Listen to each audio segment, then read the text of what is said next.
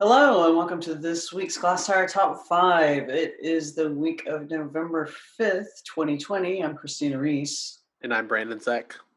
We're actually recording this on Wednesday afternoon. So, in terms of, we don't know what's going on. We're watching the news just like everyone else is. Maybe by the time this goes up, we'll have some answers. But anyway, I think everyone knows what I'm speaking of. And we are going to count down the top five art events in Texas this week. We're going to kick off with number 5, which is the first ever virtual version of ZINE Fest Houston. So normally ZINE Fest Houston is around this time of year. In the past, it's been held at the Printing Museum, and then it moved to Lawndale. And this obviously is online, and we all know why. So it's going to be this Saturday, November 7th.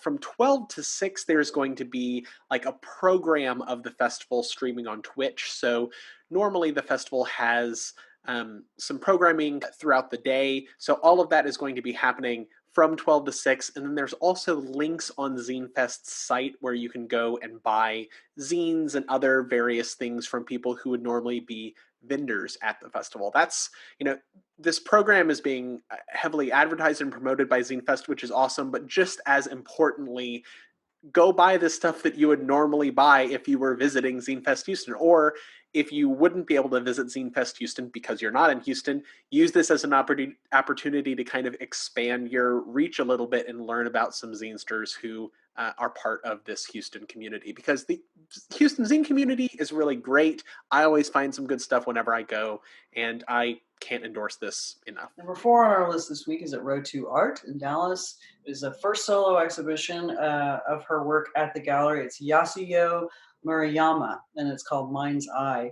She does these really beautiful portraits of people's faces, and they're big and tranquil, and they're quite graphic. She got her BFA and her MFA in Tokyo, and then moved to Texas in 2016. The first time I saw her work, she started entering juried shows when she got to Texas. And the first time I saw her work, I'd put some of her portraits in the Art Space 111, the big Art Space one, and they're striking. I can vouch for them. Her backstory is that she had a skin condition when she was younger, and a kind of atopic dermatitis that I think really did a number on her face at the time. And when that got cleared up, she started to really concentrate on people's faces. There's a lot of empathy and a lot of beauty in these portraits. So it's nice that she's got this solo show at Row 2. Good for Row 2 for picking her up. And Number 3 this week is a twofer in Houston. So one of the shows, they're both at Art League Houston.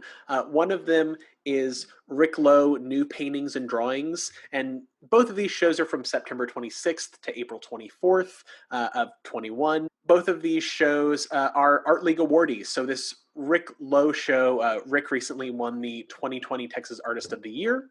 And the other show is CELIA Alvarez MUÑOZ, and the show is titled Obras, and she won Art League's Lifetime Achievement Award. So this show by Rick, a lot of new paintings, acrylic and paper on canvas. Some of them are quite large. He shows with Hiram Butler here in Houston, and it's nice to see this new work. They're kind of based on domino games. As many of you know, Rick is the founder of, or one of the co-founders of Project Row Houses.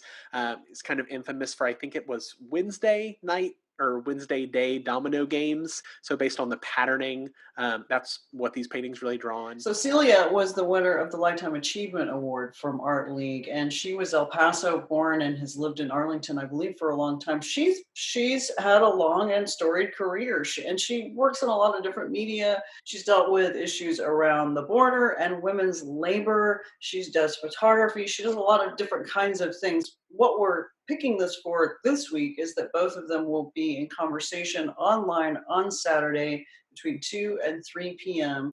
via Art League Houston. Number 2 this week is a show at Blue Star Contemporary in San Antonio. It opens on November 6th, which is this Friday, tomorrow. It's the Sanctuary City project. So while it does open on Friday, it's also going to be up through May of 2021, so you have a little bit of time. So these two artists, Sergio De La Torre and Chris Treggiari, there are a lot of elements to this show, and really, in a sense, it's a conversation about what sanctuary cities are. And there will be screen prints that are being made and can be taken away from this. There is video. believe, again, what it is, it's really part of a dialogue in order to raise awareness about what a sanctuary city is and what it means and what it will mean going forward. It looks like there are going to be a lot of community kind of events and things outside of the galleries as well as a part of this. That's because this is really, it's kind of a social practice type project. That's a strong component of what this quote unquote exhibition actually is. And number one this week is at Northern Southern, which is a space in Austin. It's a show of works by Drew Lieberman called Pre-Member. The show, again, quote unquote, opened on October 11th, but really this is kind of a progressive show that you have to keep going back and visiting. So as it is, Drew is doing a series of drawings of old Austin spaces, and they're not necessarily spaces that are like close to his heart or that he visits all the time. They're just spaces that, you know, are kind of the landmark Austin spaces that you've probably seen grow and change over the years. And he's doing approximately one a week, and they're being posted on Northern and Southern's website as they get released. That concept is really cool. It sounds boring to explain, but I know you're seeing some of these images right now, and these drawings, they're like a foot by 10 inches. You know, they're pretty small scale, but they're just tight little artworks. You know, They ink, are. crayon, colored pencil, collage. Drew, I've been following him ever since I started going to Austin for Glasstire, and he has the style that kind of drifts back and forth. And I mean that in the best possible way, in that I'll see new pieces and I'm like, who is that? And it turns out to be Drew, and I wouldn't have recognized them. But he's been on this kick lately of these kinds of drawings, and I think they're wonderful, and I'm excited to see the other ones that he continues to release in this series.